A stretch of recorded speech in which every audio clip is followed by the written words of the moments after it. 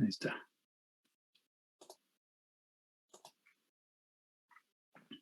Fuera.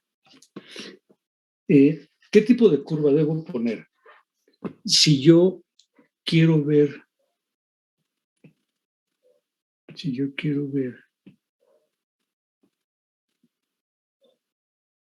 imagínense que esta es una gráfica derechita, estoy dibujando a pulso al aire. Bueno, si yo tengo una solución, por ejemplo, de proteínas, la que sea, pensamos en una solución de una proteína tipo albúmina de la que ustedes quieran, albúmina de suero, albúmina humana, lactoalbúmina, la que sea. Y esta proteína la voy a empezar a poner en una solución. Primero la pongo la proteína en agua, en pura agua. Y luego le voy agregando poco a poco una sal. Cloruro de sodio, cloruro de potasio, sulfato de amonio, la sal que sea y que tengan ustedes a la mano. Y conforme voy agregando la sal, voy viendo la solubilidad que alcanza. Esta gráfica es de solubilidad. Conté al final, no conté, no solubilidad. Solubilidad. ¿Qué tipo de gráfica trazarían ustedes en esta que describe el comportamiento de la proteína en agua a la que le voy agregando sal?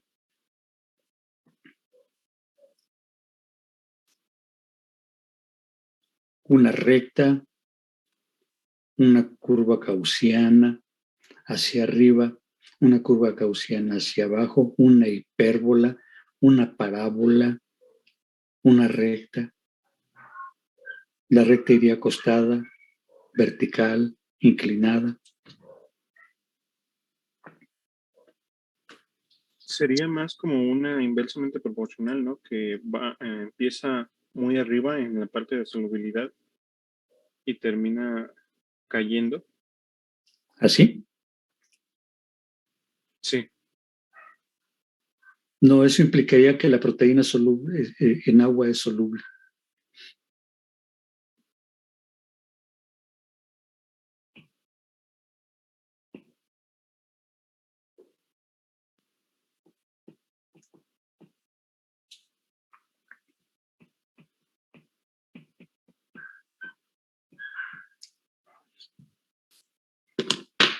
Ajá.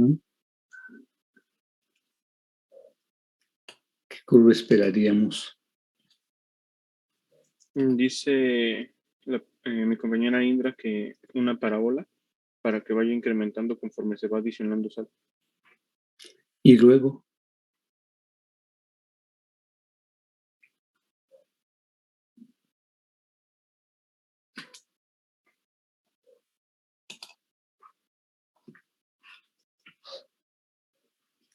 una parábola. Ajá, y luego.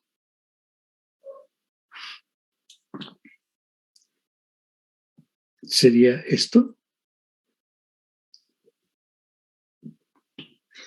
El problema es que si es parábola, pues, y dice que va incrementando la solubilidad conforme se va agregando la sal. Una parábola es una cosa así.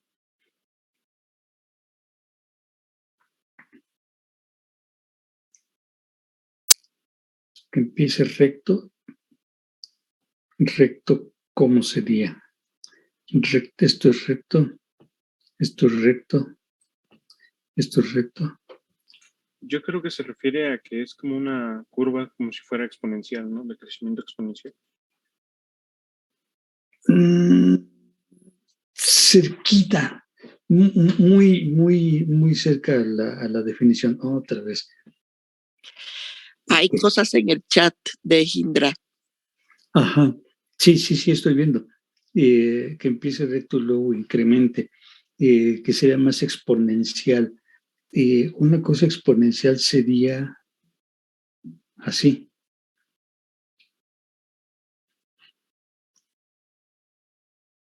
No es tan equivocada la idea. Sí, va por ahí, pero en realidad el comportamiento es sigmoide. Una proteína en agua Generalmente, recuerden, esto es solubilidad en función de la concentración de sal. En general, una proteína en agua es insoluble. O sea, se quedaría tal cual, no se solubiliza.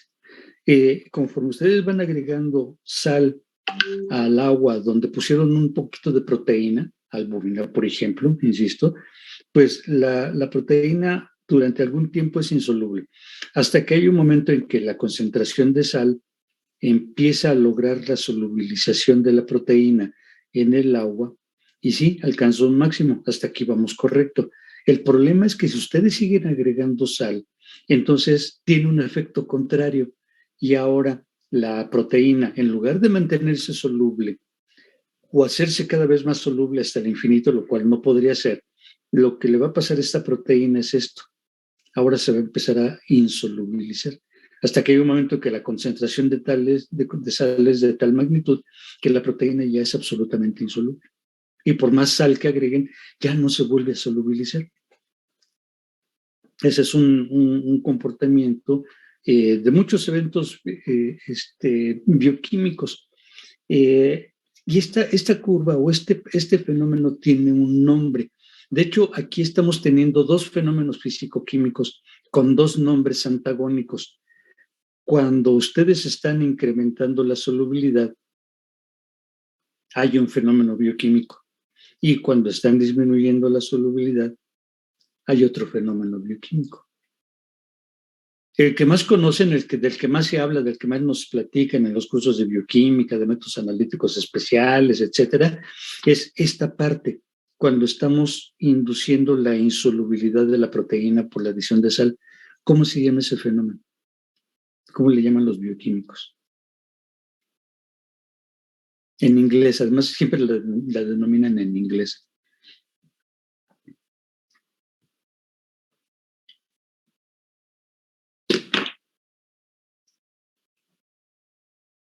¿Se acuerdan? Abigail. ¿Cómo le llaman los bioquímicos a esa pérdida de solubilidad por adición de sal? Ruth. Bueno, está bien, Grecia.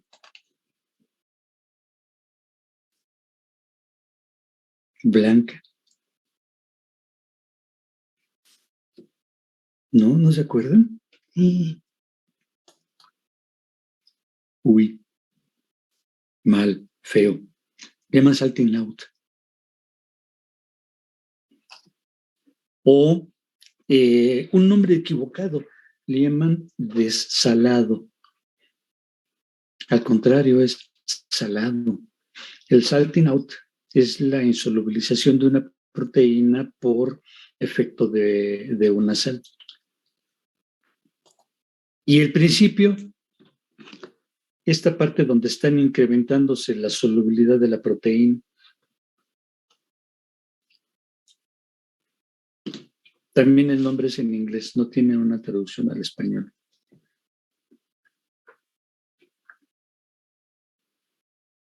Bueno, sí la tiene, pero no sería la adecuada. Salting out, sí. Salting out, esta pérdida de solubilidad.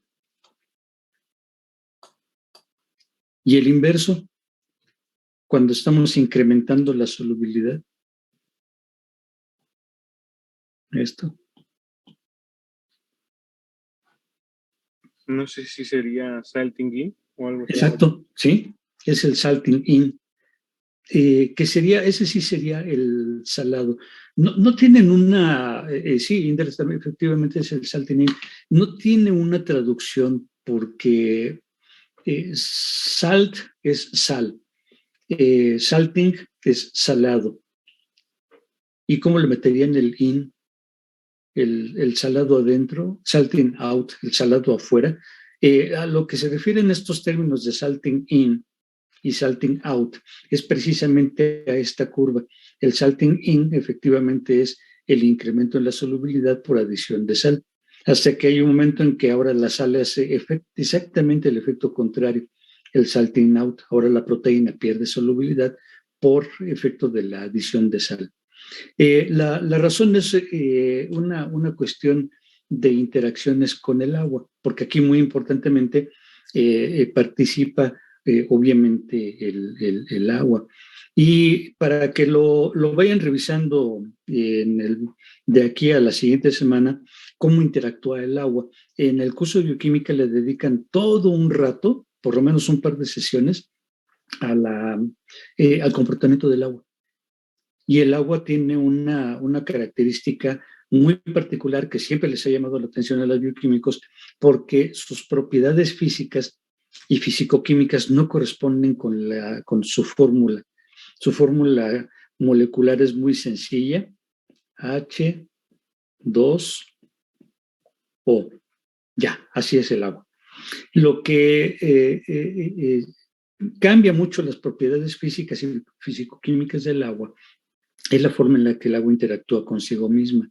El agua normalmente en condiciones de estado de salud, en buen estado de salud del agua, el agua está haciendo este tipo de interacciones. Está haciendo los que llamamos puentes de hidrógeno, que hacen que el agua preferentemente interactúe con ella misma. En el momento que le meten un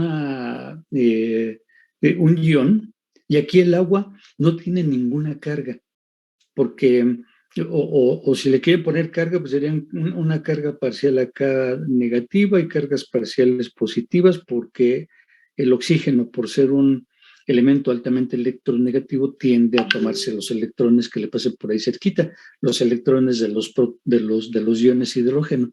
Entonces, eso le da cierta carga, pero el agua, si ustedes le toman el pH al agua, por cierto, ¿cuál es el pH del agua?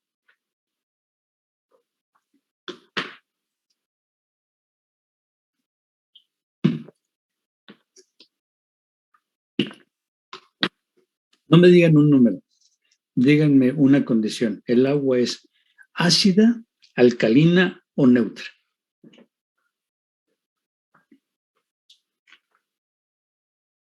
¿O todo lo contrario? Neutra. Neutra. Efectivamente, el agua, Indra, Ruth, efectivamente, el agua es neutra. Es decir, cuando estamos hablando de agua pura, agua que es tomada de algún aparato que se dedica a purificar agua, el pH es neutro. Dice la profesora pues que se le ajusta el pH a la solución de cloruro de sodio. No habría que ajustarle nada de pH. Si ustedes al agua pura, le agregan cloruro de sodio, sigue teniendo una carga básicamente neutra. El cloruro de sodio es de las sales que los bioquímicos denominan sales neutras, es decir, que no tienen la capacidad de modificar el pH. Por lo tanto, cuando nos dicen que tenemos que ajustar el pH del agua porque está ácida, pensemos que estamos hablando de agua que no es pura. El agua, en cuanto entra en contacto con el CO2 ambiental, se convierte una parte de ella en ácido carbónico y eso le da el carácter ácido. El agua que ustedes toman de la llave, de la toma de agua de sus casas, del baño, de la regadera, del lavadero, es agua ácida porque está mezclada con dióxido de carbono y forma ácido carbónico, lo que le da al agua un pH ácido de 5.5. Bueno, si ustedes toman agua pura, y le agregan una molécula ion, un ion, el cloruro de sodio entra en contacto con el agua y se disocia en dos iones, un catión y un anión, y eso le da características de carga al agua. Y el momento que el agua se cargue, que genera al menos dos iones, los hidroxilo y los hidrogeniones, en ese momento el agua puede entrar ya en contacto con la proteína. Esta forma del agua, cuando la ponen con una proteína, simple y sencillamente no le puede hacer absolutamente nada, porque las proteínas, cualquiera que sea, por muy hidrofóbica que sea la proteína, tiene por ahí una que otra carguita positiva positiva o negativa. En la superficie, la proteína se envuelve, se pone de una forma tal que si está en agua se expongan preferentemente a los aminoácidos que tienen carga y se oculten los aminoácidos hidrofóbicos. Entonces, para que la proteína pueda interactuar con el agua necesita tener carga y el agua pura no tiene carga. Le agregó un ion y eso disocia el agua y forma estos iones hidrogeniones y... Ay, se me fue la figura. Forma estos hidrogeniones y ustedes déjenme quitar esta cosa. ¿Qué caramba? ¿Qué quieres hacer?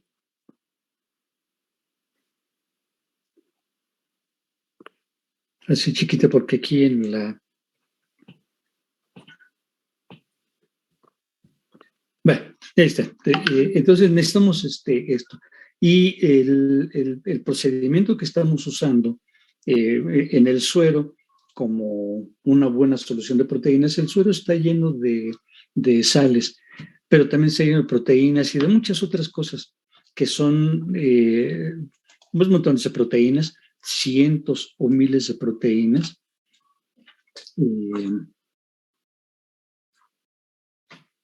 Cientos y cientos y cientos, quizás miles de proteínas. Es una mezcla altamente puerca.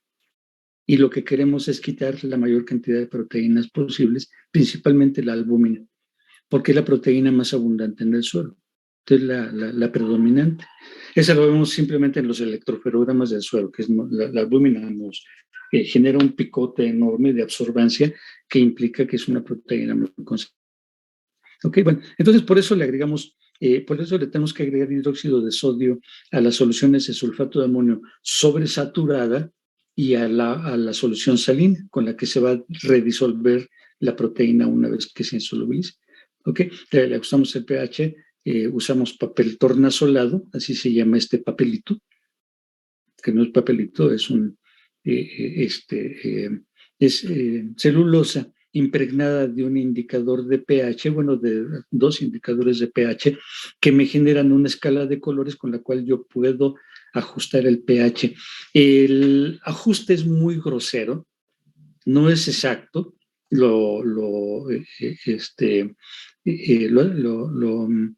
acota la profesora María Eugenia Castro, que es un ajuste aproximado. Lo que queremos es simplemente quitarle la acidez a la solución de sulfato de amonio y la solución salina y acercarnos un poquito a la alcalinidad, y eso es muy importante, la alcalinidad. Dice que el procedimiento que se ajusta a 7.8.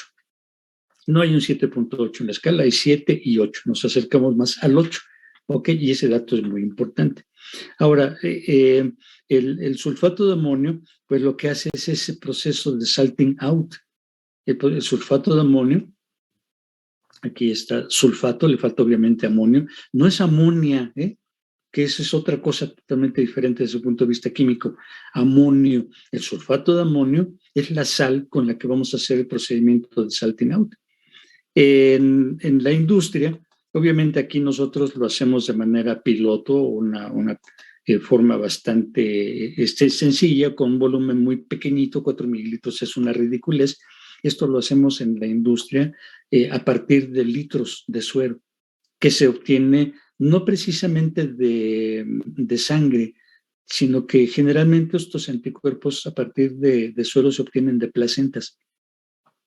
Van ustedes a los centros materno-infantiles, a los hospitales de gineco-obstetricia, y como las placentas usualmente es tejido que se tira a la basura, no literalmente, pero es un tejido que se desecha, ustedes piden las placentas, las centrifugan para exprimirlas, y de ahí tienen montones de mililitros de suero, y de ahí se pueden purificar anticuerpos.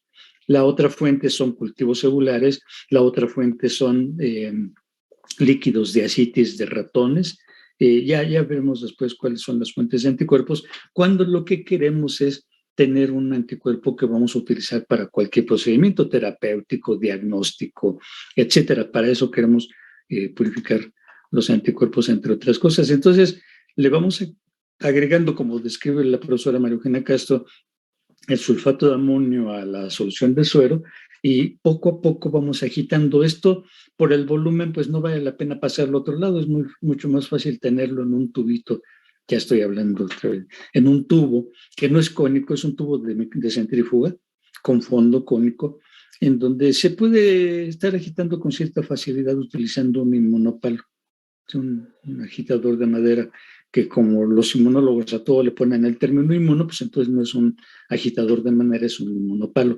Esto en la industria, ustedes lo hacen en vasos precipitados, le ponen un agitador magnético, lo ponen sobre una base magnética que empiece a darle vueltas. Y el sulfato de amonio no lo van agregando con una pipeta, sino que lo ponen en una probeta y dejan que vaya goteando. Aquí el truco es que tiene que ser poco a poco. Si ustedes agregan de chorro el sulfato de amonio, no van a purificar absolutamente nada. No logran enriquecer su sulfato de amonio. Y poco a poco la solución de suero se va haciendo turbia, que no es el término adecuado, se va haciendo, como bien utilizó la profesora Menogera, puesto el término de opalescente, va adquiriendo la apariencia de ópalo. Por eso se le llama opalescente. No es un color, la opalescencia no es un color, sino es una apariencia. Aquí se alcanza a centrifugar. Se ve mejor aquí atrásito. Aquí se ve la opalescencia. Insisto, es una apariencia de ópalo, no está turbio, está todavía un poco amarillo por los pigmentos que tiene el suero, que no son precisamente proteínas.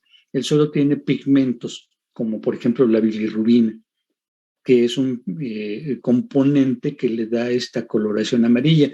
Tan amarillo que cuando uno tiene exceso de bilirrubina por una disfunción hepática, por ejemplo, o una lisis masiva de eritrocitos que libera mucha hemoglobina que se metaboliza hacia bilirrubina, el individuo se ve amarillo o ictérico. La ictericia es la apariencia que tiene una persona que tiene altas concentraciones de bilirrubina, que es lo que le da pigmento, el principal componente que le da pigmento o color al suero. El primer tratamiento, ese pigmento se pierde porque, para empezar, no es una proteína. Y lo vemos cuando recuperamos el contenido después de la centrifugación.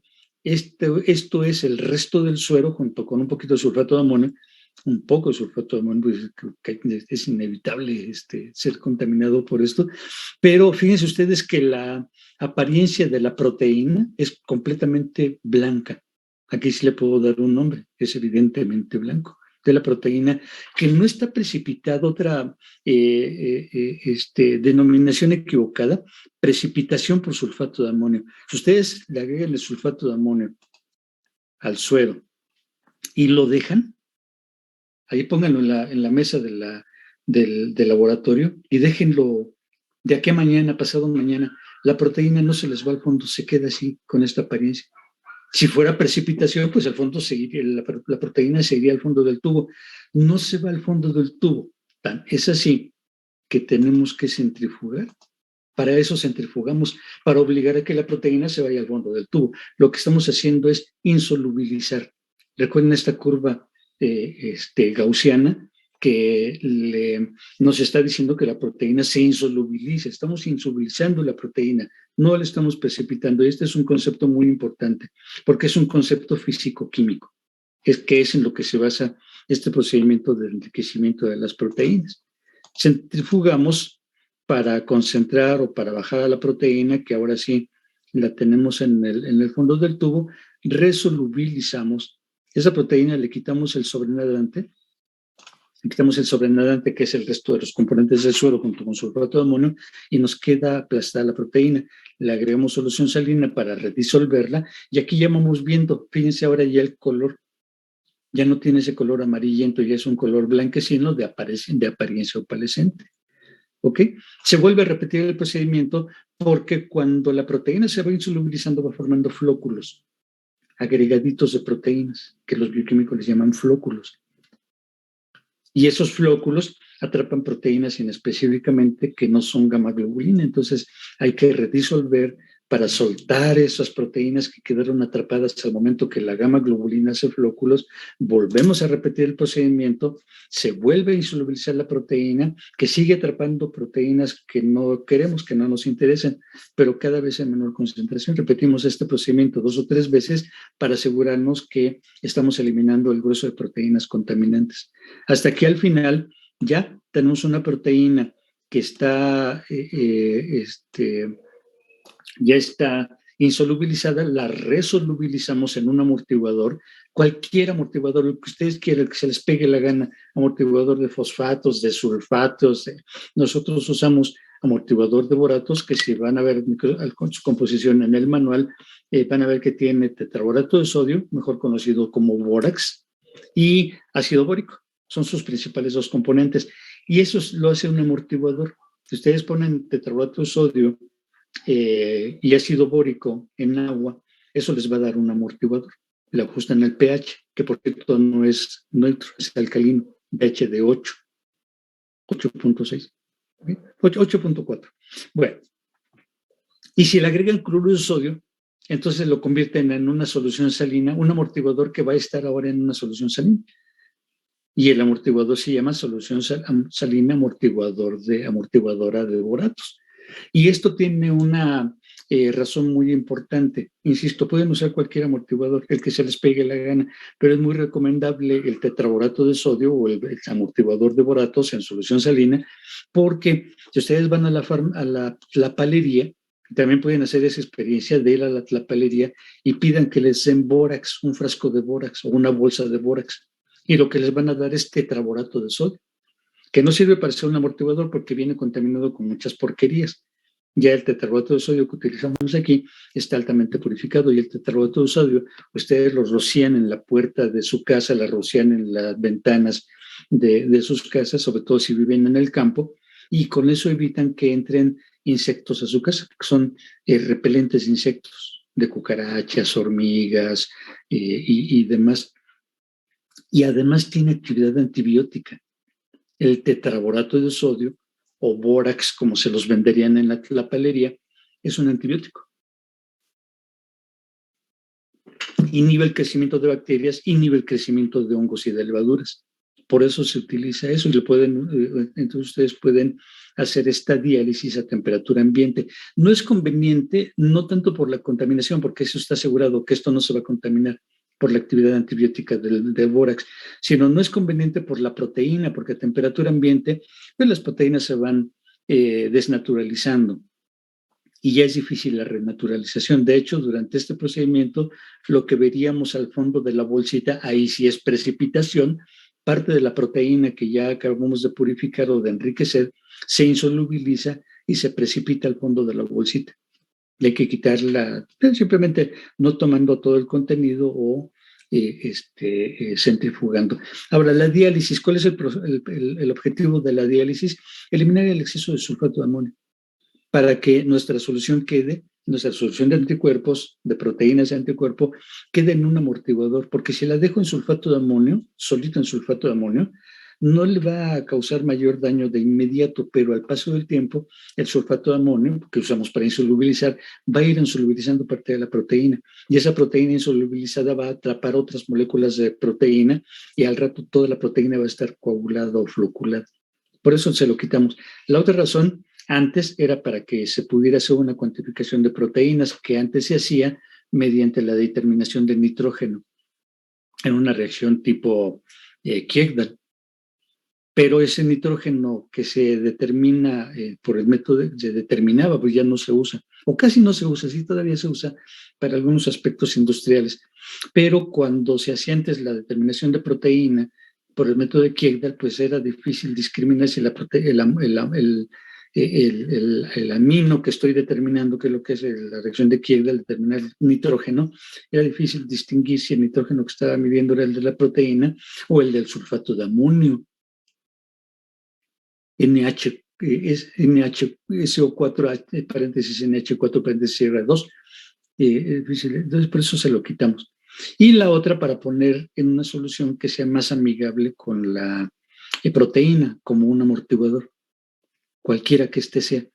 amortiguador de boratos, de sulfatos, de fosfatos, de carbonatos, el que quieran, pero que le dé protección a la proteína. Nosotros lo dejamos en boratos porque se mantiene la proteína libre de contaminantes por la función del tetrabotrato de sodio.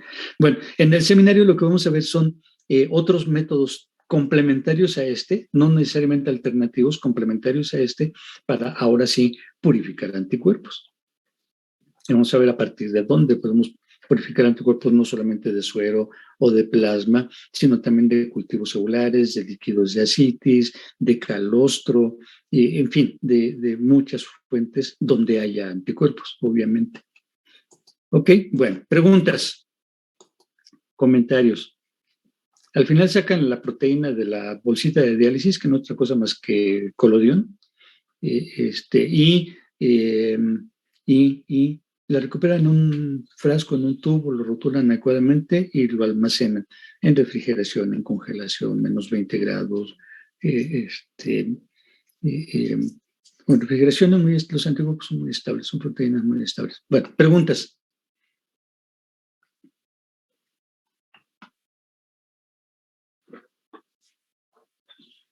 Muchas. Espero escuchar muchas preguntas. ¿No? La curva de tipo sigmoide, no. La curva de tipo sigmoide tiene esa forma de S, por eso se llama sigmoide. No, esta es una curva gaussiana. Empieza con una recta asintótica, incrementa, llega a un máximo y comienza a disminuir, hasta que ya otra vez a su nivel original se vuelve otra vez asintótica. Una curva gaussiana, o una campana de Gauss, como también le llaman.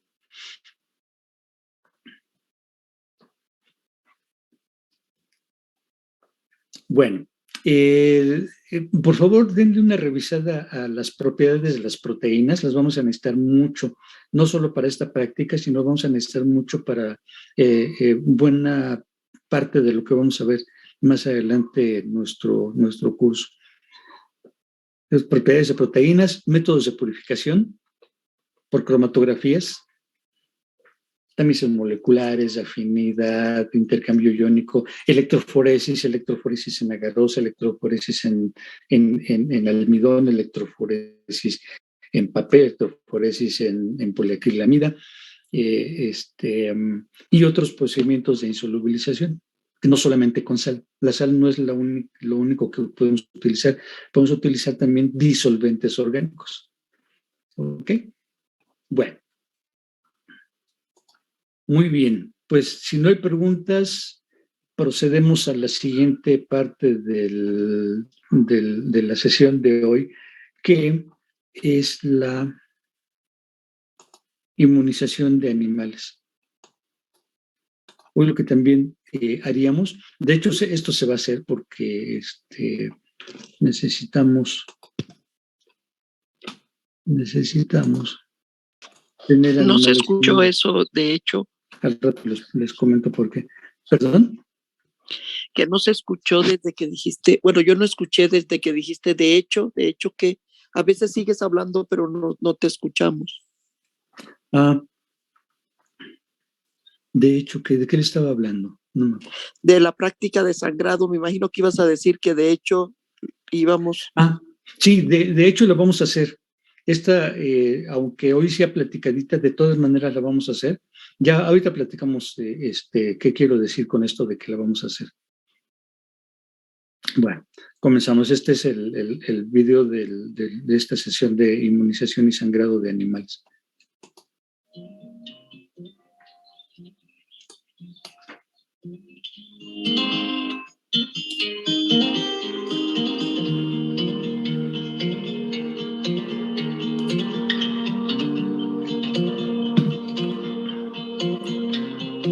Perdón, se me olvidó aclararles. En este video no hay voz. Por favor, vayan leyendo lo que va apareciendo en la pantalla, porque no hay un orador en esta sesión.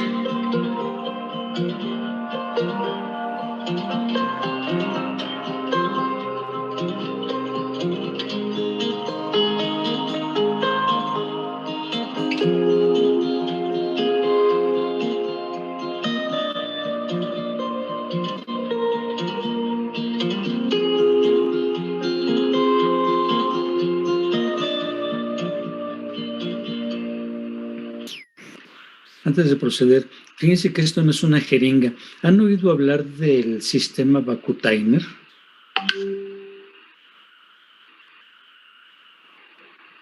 Vacutainer es un nombre comercial.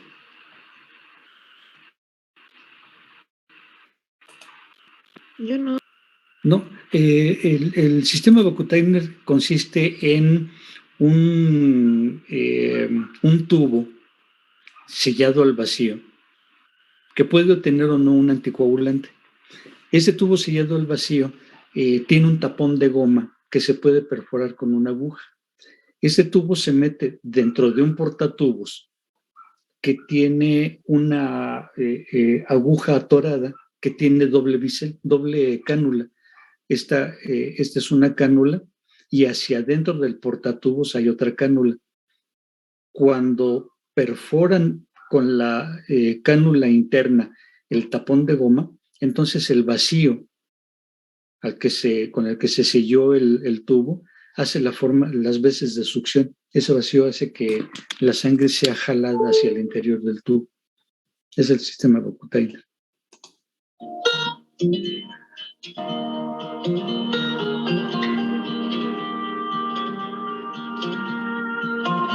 Ya ve que la sangre empieza a brotar dentro del tubo.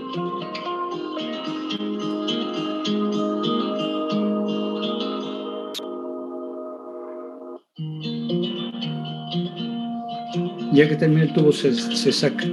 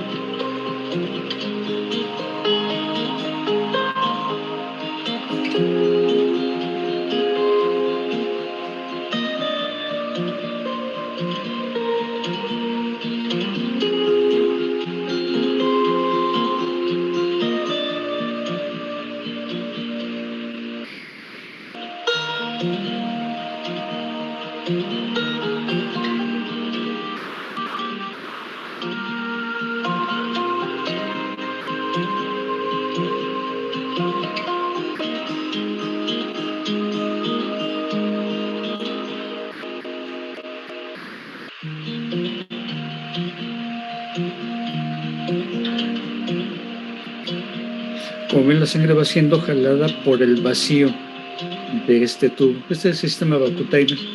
Nada más que aquí lo que se usa es un equipo de venoclisis para hacer que la sangre llegue al tubo.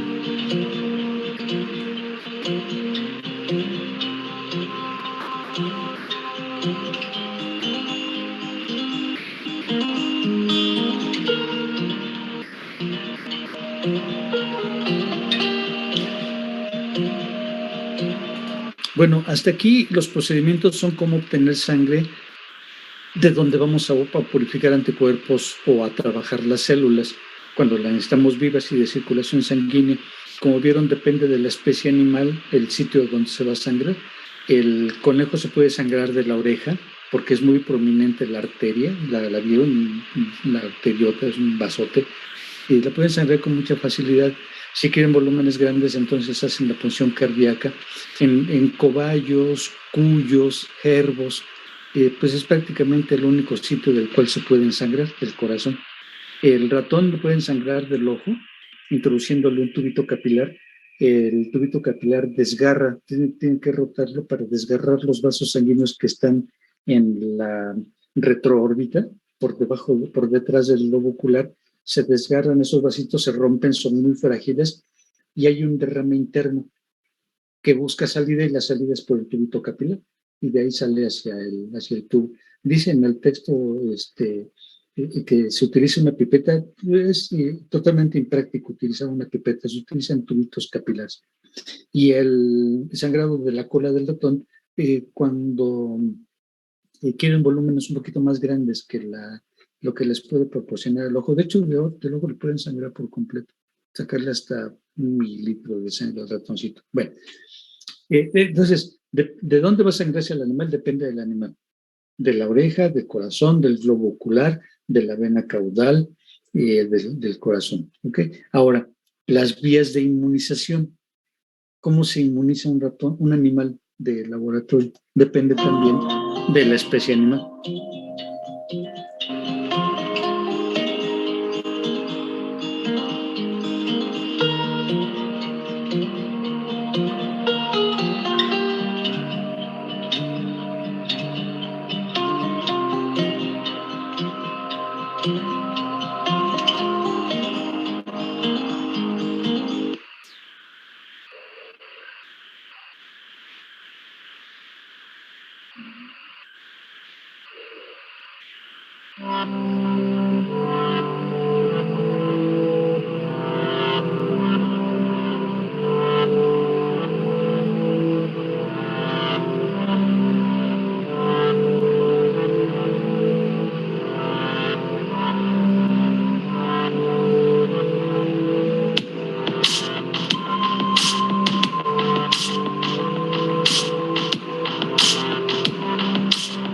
Fíjense que cuando empieza a entrar el antígeno, se pierde el color del vasito, de la vena, porque está siendo sustituido por el líquido, que es incolor. Por eso se ve que se pierde el color de la vena, que es bien rojita.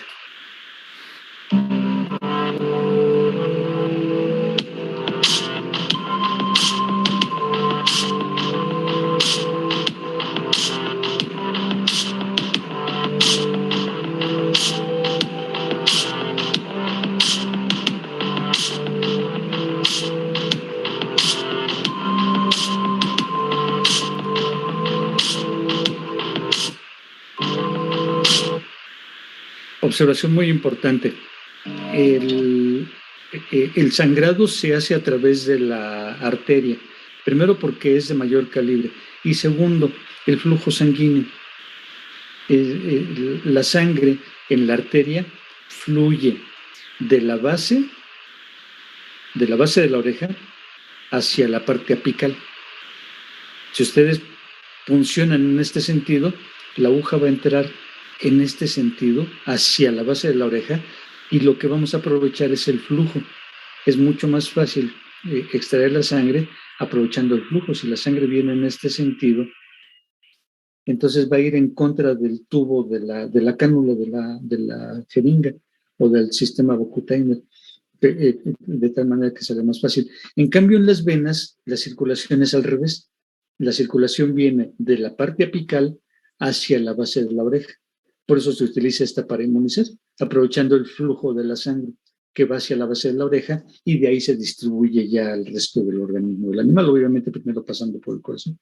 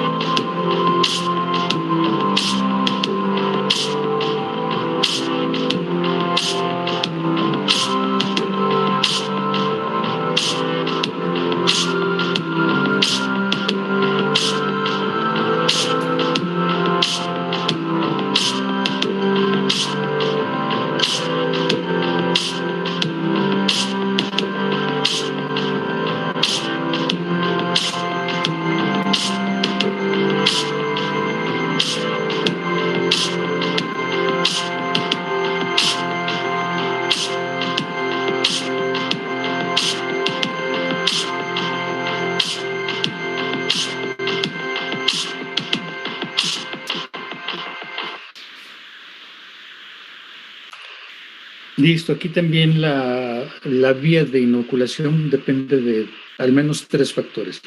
1, el tipo de respuesta que quieren inducir. 2, el animal con el que están trabajando. 3, el tipo de antígeno que se va a utilizar. Respecto al tipo de respuesta, es un poquito diferente si ustedes quieren inducir respuestas de anticuerpos o respuestas preferentemente de células. Casi nunca se da una sola, sino preferentemente respuestas de linfocitos T, preferentemente respuestas de anticuerpos. El animal, depende de la vía del animal, hay vías que son más accesibles. Los vasos sanguíneos son muy accesibles en el conejo, pues, como muy grandotas, medio accesibles en el ratón, en la cauda, pero en un cobayo, en un cuyo, en un hámster, en un carbo, pues es difícil. Bueno, un carbo sí, pero en un cobayo o en un cuyo, muy complicado. Entonces se tiene que usar o una vía intraperitoneal, intradérmica, intramuscular. Y el tipo de antígeno, si es soluble o es particulado, una solución de proteínas, puedes meterla por cualquier vía, menos la intravenosa, por primera vez. Si quieren inmunizar con un antígeno bacteriano, pues la mejor forma es o intraperitoneal o intravenosa.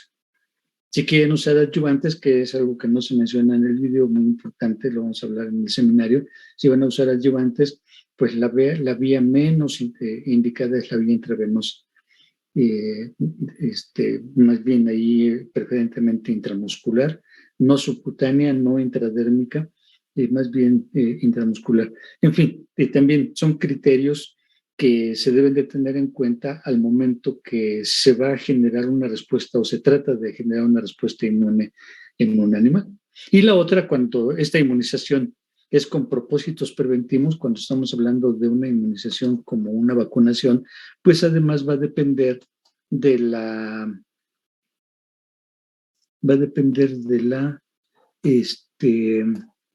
vía de entrada del patógeno. Sí, por ejemplo, si ustedes quieren inmunizar contra un patógeno que entra por vía intestinal o por vía oral, pues lo mejor es inmunizar por esa vía. ¿Qué es lo que pasa con la vacuna contra la poliomielitis?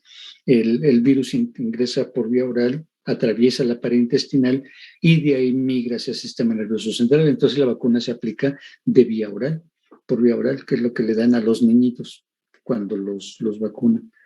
Desafortunadamente no todas las vacunas tienen esa cualidad que se aplican por la vía de entrada del patógeno. Es más, casi ninguna. Nada más pensemos en la tuberculosis o en ahora la más común, la mejor conocida por todos nosotros. Nos vacunan en el brazo para prevenir una enfermedad que entra por vía aérea. El antígeno debería de entrar por acá. Bueno, nos enfrentamos entonces a cuestiones logísticas de administración.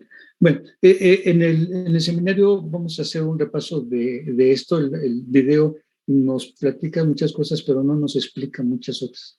¿Por qué una vía, por qué la otra? Y sobre todo, algo muy importante, el uso de los adyuvantes. Un componente muy importante cuando hablamos de inmunización, cuando hablamos de vacunación. Claro, de vacunación lo vamos a dejar un poquito afuera porque tenemos un capítulo más adelante que se refiere precisamente a vacunación. Pero aquí estamos hablando de inmunización para inducir una respuesta inmune que nos genere algo que nos sea útil, que podemos obtener anticuerpos. Si yo quiero generar anticuerpos para hacer terapia, para prevenir envenenamiento por una picadura de alacrán, una mordedura de una serpiente, una crótalos, una serpiente venenosa, pues necesito tener anticuerpos. ¿De dónde los voy a obtener? ¿Cómo los voy a purificar? ¿Cómo los voy a administrar? Ok, bien. Que por cierto, la doctora María Eugenia Castro, cuando habló de la purificación de anticuerpos en el primer video de hoy, decía que se usa como antígeno, es un inmunógeno. Sí, los QVPs purifican la gamma globulina para usarla como inmunógeno, es decir, para después inmunizar conejos para producir anticuerpos contra los anticuerpos, que ese es otro cuento también, va a ser muy interesante ver ese aspecto de los anticuerpos, no como anticuerpos, algo que neutralice patógenos, sino que el anticuerpo como un antígeno para inducir anticuerpos contra ellos. Pareciera idiota, pero es sumamente importante el anticuerpo anti-anticuerpo, por las razones que veremos en su momento. Ok, preguntas aquí, dudas, comentarios del video que acabamos de ver.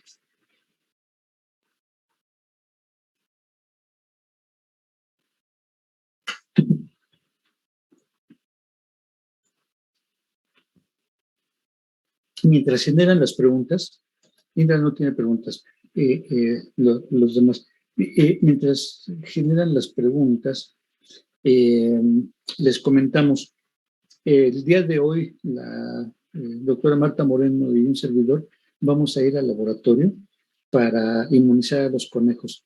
Estos conejos que inmunizarían ustedes el día de hoy se van a utilizar más adelante en otra sesión experimental en la que vamos a poner en evidencia las reacciones de hipersensibilidad. Lo que queremos es generar un conejo que se convierte en hipersensible. Realmente no es hipersensible, sino va a estar hiperinmunizado para ver manifestaciones de esa reacción de hipersensibilidad. ¿Qué le pasa a un animal cuando se expone muchas veces a un mismo antígeno?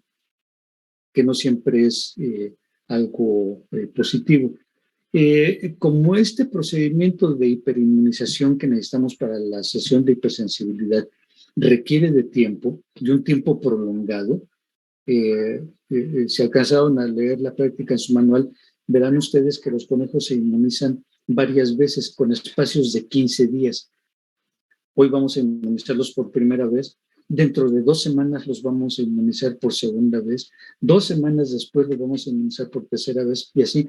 Por lo tanto, no podemos diferir la inmunización. La calendarización de estas 2 sesiones donde se usan los mismos animales, la inmunización y la hipersensibilidad que esta inmunización genera, tienen un tiempo.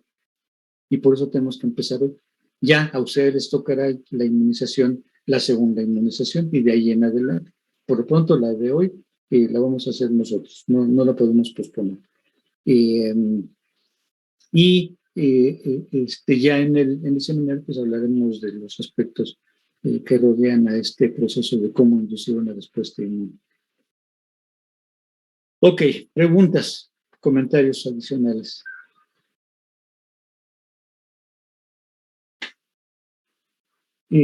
Lo que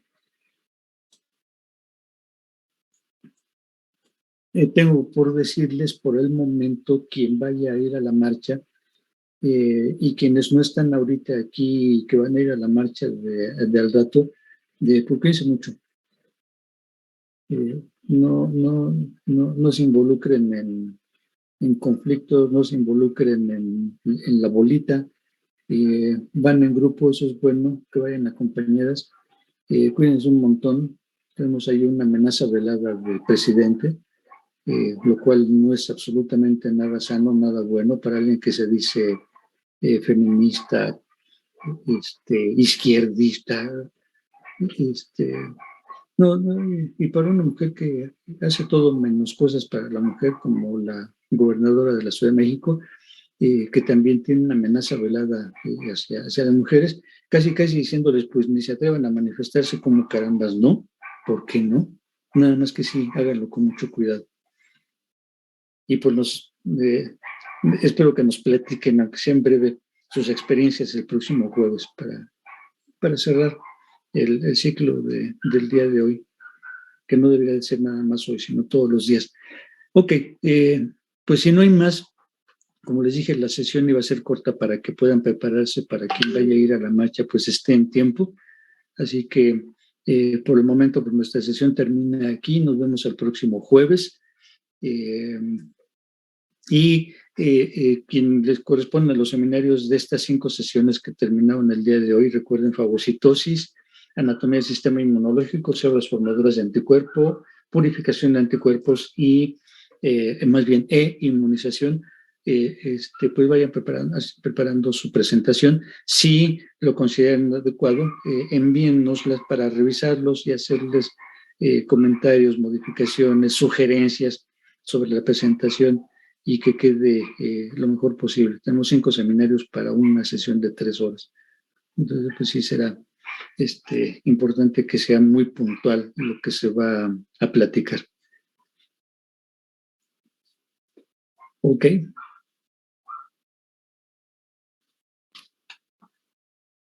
Nada, entonces, bueno, pues... No sé si contestó la de mi compañera. Sí, ¿cómo es el giro de 180 grados en la intradérmica?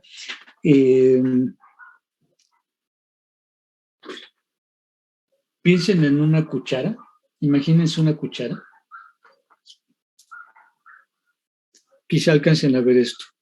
La tapa de esta pluma no está roma. Esa es una tapa roma, no tiene pico. Las jeringas, las agujas más bien, tienen una base y tienen un tubito metálico, que es lo que llamamos cánula. La cánula termina así en una especie como de cucharita, más alargada que esto. Ya eso le llamamos bisel. Cuando se introduce la aguja, se introduce con el bisel hacia arriba, como si fuera la cucharita como estamos tomando la sopa. Una vez que ingresa la aguja a la piel, atraviesa para la vía intradérmica subcutánea principalmente, entonces se gira 180 grados. ¿Qué quiere decir esto? Que se le da vuelta a la jeringa para que el bisel quede orientado hacia adentro del cuerpo del animal. Eso es el giro de 180 grados. Que de hecho debería de ser, no si es de 180 grados, ¿no? 90, 180. Y entonces la cuchara, el bisel, queda orientado hacia abajo, hacia adentro del animal. La razón es que si ustedes dejan el bisel hacia arriba, con la cucharita viendo hacia arriba, cuando empiecen a empujar, es posible que el líquido empiece a salir por la horadación que hizo la misma cánula. Por eso es que se funciona y adentro se hace el giro de 180 grados.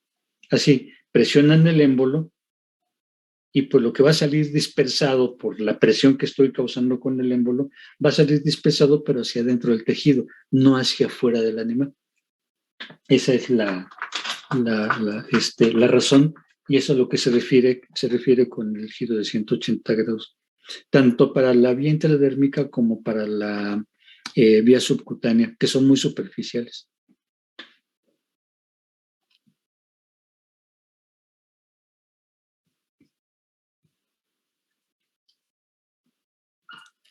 Ok. Bueno, nos vemos entonces el jueves. Cuídense mucho. No se expongan. Nos vemos el jueves. Gracias, profesor. Hasta luego. Yo le puedo preguntar algo de mi seminario. Sí, por supuesto. Por ejemplo, a mí ¿Perdón? ¿qué otra compañera igual le va a preguntar de su seminario? Sí. Ajá. Por ejemplo, a mí me tocó el tema de anatomía